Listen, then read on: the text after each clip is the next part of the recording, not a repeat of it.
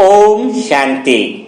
आज हम 20/11/2024 के बाबा के जो महावाक्य हैं उसमें से विशेष पॉइंट का मनन चिंतन करेंगे ताकि वो पॉइंट हमारे दिल में उतर जाए और धारणा स्वरूप बन जाए। तो जैसे कि आज बाबा ने विशेष 2-3 पॉइंट बताई है, जिसमें सीधा बाबा ने बोला है कि मन मनाभाव के वशीकरण मंत्र से ही तुम माया पर जीत प्राप्त कर सकते हो, और यही मंत्र जो है वो सबको याद दिलाना है। और दूसरी पॉइंट है जिसपे मनन चिंतन करेंगे वो है कि अगर बाबा की बातें याद रहेंगी तो सदा खुशी का पारा चढ़ता जाएगा। तो सबसे पहली पॉइंट हम वापस लेते हैं कि मन मनाभाव के वशीकरण मंत्र का अर्थ क्या है। अगर बाबा कह रहे हैं कि अगर तुम मन मनाभाव का वशीकरण मंत्र जीवन में अपना लो तो फिर तुम्हें कोई भी माया परेशान नहीं कर सकती है, यानी माया की हिम्मत नहीं है कि माया तुमको टच भी कर सके। तो क्या आज के दिन हम ऐसा कुछ करें, नई कमाल करके दिखाएं कि हम मन मनाभाव के मंत्र को प्रैक्टिकल में उपयोग करके देखें, आधा घंटा 1 घंटा ऐसा। तो मन मनाभाव का मंत्र वास्तव में है क्या, है ना। अब अपने को पता है कि मन मनाभाव यानी मैं आत्मा हूं और परमात्मा शिव जो है वो मेरा पिता है, यानी आत्मा समझ के बाबा को याद करना है। लेकिन वशीकरण मंत्र है बाबा ने कहा, और निरंतर याद करना है। तो निरंतर याद करने के लिए हम क्या ऐसी प्रैक्टिस करें, 1 घंटा भी करके देखें तो क्या प्रभाव होगा। तो इसकी शुरुआत हम कैसे करें जिससे हमें ऐसा लगे कि वास्तव में आज बाबा ने ऐसा कहा है मन मनाभाव वशीकरण मंत्र, तो आज मैं वो चीज करके देखूं। क्योंकि भगवान जो है ना तभी खुश होता है जब वो सुबह जो है वो अपने को कुछ बातें बताता है, और उन बच्चों से विशेष खुश हो जाता है जो बच्चे भगवान की बातों को मानते हैं। तो हमेशा हमें इन बातों को कुछ न कुछ बाबा की लाइन पकड़ करके उसको प्रैक्टिकल करने के अंदर हमें जाना चाहिए, जिससे क्या शिव बाबा को तो सभी लोग याद करते हैं, लेकिन शिव बाबा किसको याद करता है, तो शिव बाबा उन्हीं बच्चों को याद करता है जो मुरली की पॉइंट को दिल में उतारने के लिए कोशिश करते हैं, प्रयास करते हैं। तो चलो हम प्रैक्टिकल में देखते हैं कि मन मनाभाव मंत्र को हम कैसे अपने जीवन में ला सकते हैं। तो देखो इसमें तो सीधा बोला है कोई भी मंत्र क्या होता है, पहले मंत्र को समझो। तो मंत्र का अर्थ होता है कि जैसे कहते हैं ना, कोई राम राम राम राम जपता है, कोई हरे रामा हरे कृष्णा कृष्णा जपता है, कोई गायत्री मंत्र जपता है। और एक मंत्र में एक भक्ति मार्ग से बताया गया है कि कोई भी चीज अगर हम बार बार बोलते हैं तो वो चीज क्या हो जाती है, सिद्ध हो जाती है ना। कहते हैं ना भक्ति मार्ग में ऐसे। और एक चीज और भी है, तो जैसा बोलते हैं वैसा सिद्ध हो जाता है। तो कई बार हम ऐसा भी बोल देते हैं कि मेरा आज शरीर ठीक नहीं है, मैं तो दुखी हो रहा हूं, मैं तो परेशान हो रहा हूं। तो फिर क्या होगा, वही चीज अगर हम पूरा दिन बार बार बोलेंगे तो क्या होगा, वो भी तो सिद्ध हो जाएगा ना। तो पहली बात क्या ध्यान रखनी है कि हमें वह चीजें बोलनी है जो हमें चाहिए, समझ रहे हो ना। कभी ऐसा नहीं बोलना कि बहुत उदास हो गए, अगर आप बार बार वही बात बोलोगे तो वो भी तो सिद्ध हो जाएगी ना। तो पहली तो ये बात ध्यान रखनी है। दूसरी बात, जैसे बाबा ने कहा कि मन मनाभाव, तो जैसे वो लोग राम राम राम राम करते हैं, तो बाबा ने अपनी मुरली में एक बार जो दिसंबर 72 के आसपास की मुरली है, 25 दिसंबर के आसपास की, जिसमें बाबा ने कहा कि दिन में तुम्हें 1000 बार मेरा बाबा बोलना चाहिए। कितनी बार, 1000, है ना। ये बाबा के महावाक्य है, मेरी मत नहीं है। तो वो क्योंकि मुझे इसलिए स्मृति में आई क्योंकि जब हमने इसका प्रैक्टिकल में अभ्यास किया था तो बड़ा आनंद आया था।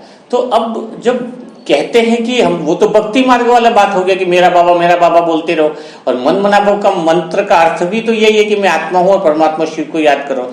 लेकिन यहाँ पर बाबा ने 1000 बार भी बोलने के लिए बोला। इसका अर्थ क्या है, इसके फायदे को अनुभव करो।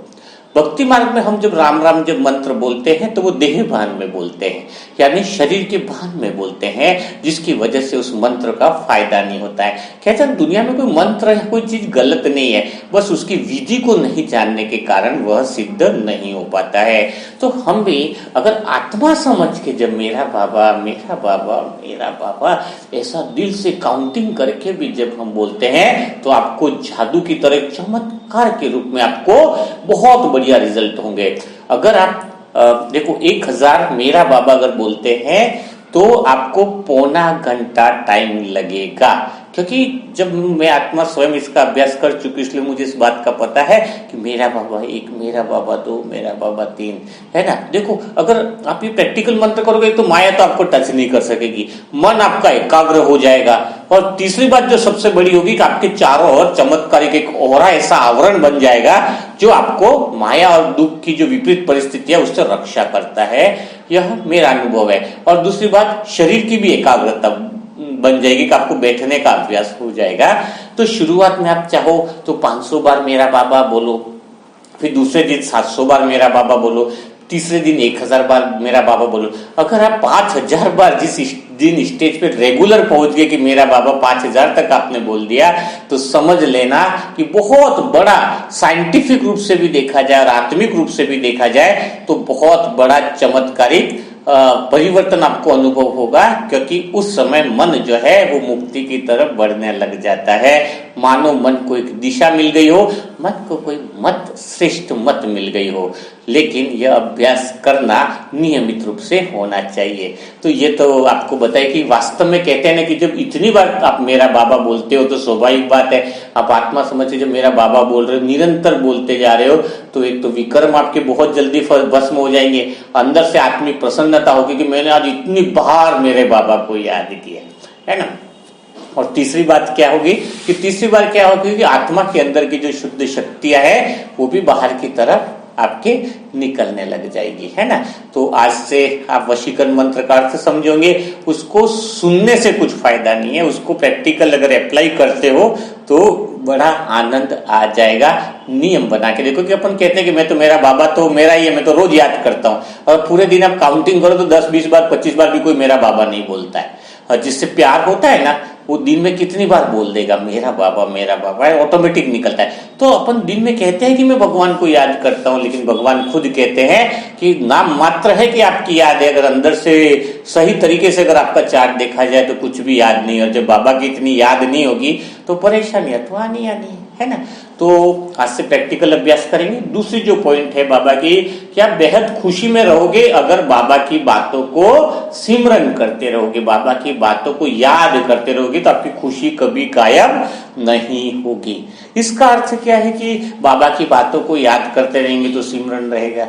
इसका वास्तविक अर्थ क्या है कि कोई एक दिन मुरली की पॉइंट को ध्यान में रख रहा है, 4 दिन मुरली की पॉइंट को ध्यान में नहीं रख रहा है, तो फिर क्या होगा कि 4 दिन बाद उसके पास कोई परिस्थिति आ जाती है, कोई परेशानी आ जाती है, तब थोड़ा वो बाबा को याद करने में बैठ जाएगा कि आज बाबा मेरी मदद करो, मैं तकलीफ में हूं। तो क्या बाबा उसको टचिंग देगा? ये बहुत गहरी बात है। एक जो रोज मुरली ध्यान से सुन रहा है वो बच्चा बाबा से प्रश्न पूछता है कि बाबा मैं क्या करूं, है ना। और एक वह बच्चा है जो 4 दिन से 10 दिन से मुरली सुन ही नहीं रहा, वो बाबा के सामने बैठा है कि बाबा मेरी मदद करो, कि बाबा मुझे समझ में नहीं आ रहा मैं क्या करूं। तो बाबा टचिंग किसको देगा? पहली बात, ठीक है ना। अब टचिंग कैसे देगा तो आप सोचोगे टचिंग क्या बाबा आकर के कान में बोलेगा कि तू ऐसा कर? नहीं, यहाँ पर बहुत गहरी और समझदारी की बात है। क्या कि बाबा ने ऐसा कोई प्रश्न छोड़ा ही नहीं है इन मुरलियों में जिसका समाधान बाबा ने नहीं बताया। सारा समाधान किस में बताया हुआ? बाबा ने मुरली में। आप कोई सी भी बात का प्रश्न पूछ लो, मुझे शादी करनी चाहिए कि नहीं, मुझे धन कैसे कमाना चाहिए, अगर बच्चे मुझे परेशान कर रहे तो क्या करना चाहिए, ग्रस्त में, तो बाबा ने कोई ऐसा प्रश्न का उत्तर छोड़ा ही नहीं है कि इस समय आपको क्या करना चाहिए। तो टचिंग का अर्थ क्या है कि जो मुरली डेली सुन रहा होगा ना, तो आपने देखा होगा कि आज पूरी मुरली अपन ने सुनी, कई बार पॉइंट याद ही नहीं है अपने को कि बाबा ने क्या कहा, परसों क्या मुरली सुनी अपने को याद ही नहीं है। कोई फर्क नहीं पड़ता, अगर आप रोज मुरली सुन रहे हो याद नहीं है तो कोई बात नहीं है, लेकिन अगर आपने मुरली सुनी है तो ये बाबा का वरदान प्राप्त है कि जैसे आप किसी समस्या में हो, किसी विघ्न में हो, आप शांति से बाबा की याद में बैठोगे तो वही पॉइंट जो आपने सुन रखी है, क्योंकि उत्तर तो उसी में से कहीं ना कहीं है ना, बाबा ने तो हर बात का जवाब दे रखा है, तो वो पॉइंट है ना आपकी बाबा की टचिंग होगी और वही पॉइंट आपके मन बुद्धि में निकल के आ जाएगी कि बाबा कहना चाह रहा है कि मुझे इस समय शांति रखनी चाहिए, या फिर मुझे गुस्सा नहीं करना चाहिए, या मुझे प्रेम रखना चाहिए। तो जवाब है ना आपका ऑटोमेटिक अंदर जो है वो आ जाएगा और आपको अनुभव होगा कि बाबा ने कितनी अच्छी बात मुझे समाधान के रूप में टचिंग की है ना। क्योंकि अपन ने मुरलियां सुन रहे हैं ना अगर, तो फिर कैसा है कि अंदर ही उसका जवाब रहता है, अपने अंदर ही उसका जवाब ऑलरेडी है। है ना। तो बाबा जैसे ही हम बाबा को बात करते हैं कि बाबा ऐसी प्रॉब्लम है, तो बाबा की शक्तियां, बाबा की वो पावर जो होती है वो हमारी आत्मा के अंदर वही बात निकल के आ जाती है, वही समाधान होके निकल के आ जाता है और ऐसा लगता है कि बाबा ने मेरा काम करवा दिया। आपने देखा होगा जो बड़ी दादियां हैं या जो भी बहुत पावरफुल योगी आत्मा है जिनका मुरली के प्रति बड़ा प्रेम है, आप उनसे कोई समस्या पूछो तो उनके मुख से एकदम से निकल जाता है और उनको खुद को भी पता नहीं रहता है कि इसका जवाब ये होगा। दादियों के भी अनुभव कि मुझे पता नहीं कि मैं ये बोलने वाली हूँ। शिवानी बहन ने अभी बताया था कि मुझे पता ही नहीं रहता कि सामने वाला पूछ रहा है तो मुझे उसका क्या जवाब देना, ऑटोमेटिक वही जवाब निकलता है। उसका अर्थ क्या है कि वो उन्होंने मुरली को बहुत गहराई से समझते हैं, मुरली को इतना प्यार से समझते हैं, बड़े आनंद के साथ समझते हैं। और जब भी कोई सामने पूछने आ जाए, आपसे जवाब लेने आ जाए, उस समय एक काम जरूर करना होगा आपको कि बाबा इसको जो चाहिए वो आप दे दो। तो फिर बाबा आपको ऐसी टचिंग देगा और वही शब्द और वही ज्ञान जो आपके अंदर भरा पड़ा है वही ज्ञान बाहर निकल कर आ जाएगा और उसका भी समाधान हो जाएगा और आपका भी समाधान हो जाएगा। तो आप समझ गए होंगे, जिस व्यक्ति के पास हर समस्या का समाधान हो, जिस आत्मा के पास समस्या टिक ही नहीं सकती, जो आत्मा स्वयं समाधान स्वरूप हो, वो तो कभी दुखी रह ही नहीं सकता है। इसलिए आप समझ गए होंगे इस पॉइंट का अर्थ कि अगर बाबा की बातों का सिमरन निरंतर बुद्धि में चलता रहे, बाबा की मुरली के पॉइंटों का गहन मनन चिंतन चलता रहे, तो फिर आप कभी दुखी हो ही नहीं सकते हैं। और कल फिर हम इसी तरह से मुरली का मनन चिंतन करते हुए नई बातों को लेंगे और फिर हम अभ्यास करेंगे। आपके कोई भी क्वेश्चन डाउट्स हो तो आप कमेंट में लिख सकते हो। तो कल तक के लिए सभी भाई बहनों को ओम शांति, ओम शांति, ओम शांति।